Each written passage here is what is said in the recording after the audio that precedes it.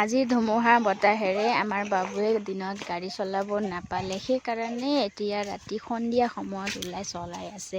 ঘৰলৈ উভতিবও বিচৰা নাই, গতিকে ইমান বেয়া কৰি দিছে। ৰাস্তাটো আধা ৰাস্তা বনাই এৰি দিছে, সেইকাৰণে ইমান কষ্টৰে আমাৰ বাবুৱে গাড়ীখন চলাই আছে। এয়া চাওকচোন, ঘৰলৈ যাবলৈ নিবিচাৰে, ইমান কষ্ট পাই আছে আমাৰ বেটাই।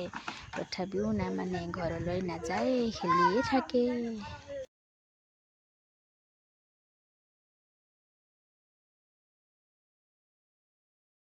আবু, কি চলাইছ তুমি?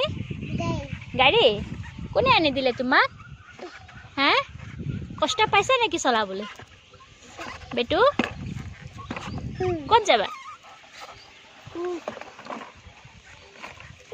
হাই হাই বেবি, হাই দিব্যাংশ, দিব্যাংশ, হাই। বেটু, বাই বাই, বাই বাই।